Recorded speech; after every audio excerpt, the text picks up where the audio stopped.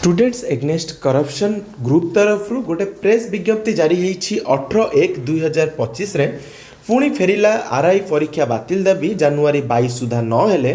23 आंदोलन सांबादिक सम्मिलन करी गर्जिला स्टूडेंट्स एग्नेस्ट करप्शन राज्य में चली निजुक्ति दुर्नीति और अनियमितता प्रसंग भूली जाइछंती सरकार। आरआई अमीन फॉरेस्टर फॉरेस्ट गार्ड तदंत केते बाट गला बोली प्रश्न करी सांबादिक सम्मिलन में बर्षिंट students against corruption आवाहक Vibhuti Bhushan Mahapatra. RI अमीन परीक्षा रे व्यापक अनियमितता कला तालिकाभुक्त कंपनी को परीक्षा परिचालना दायित्व नकली सेंटर मालिक गिरफ आदि को प्रसंग करी स्टूडेंट्स एग्नेस्ट करप्शन नेतृत्व में दीर्घ मास धरी आंदोलन को ओह्लाई आशायी। गत अक्टोबर 17 तारिख में सरकार साधारण प्रशासन और साधारण अभियोग विभाग अभियोग ग्रहण करा जाई तदंत करा जाउछि बोली प्रेस विवृत्ति माध्यम रे जणाइथिला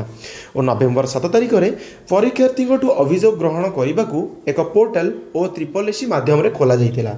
जो हजार हजार परीक्षार्थी अभियोग करथिले सुधा आज 3 मास परे मध्य कहीं तदंत रिपोर्ट आसुनी ना तदंत करा जाउनी बोली प्रश्न करिसेंती श्री महापात्र।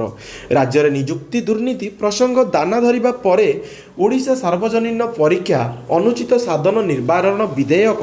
2024 आसीबा सहित मुख्यमंत्री विधानसभा गृह रे चाकरी बिक्री हेउथिबा स्वीकार करथिले किंतु आरआई अमीन फॉरेस्टर फॉरेस्ट गार्ड प्रसंग में सरकार निष्पत्ति नेबारे विलंब और अवहेला निजुक्ति दुर्नीति को प्रोत्साहन देउथिबा अभियोग करने सह कोरोना और सठिक समय रे निजुक्ति सुजोग सृष्टि हेउ नथिबारु अन्य राज्य मानकर भली निजुक्ति बयस सीमा 42 को वृद्धि करने को संगठन पक्षरु दाबी करा जाइछि। सरकार को 5 दिन समय दिगला दाबी पूरण नहेले आसंता 23 तारिख में मेधावी माने राजरास्ता को ओह्लाइबे बोली निजुक्ति दुर्नीति विरोध में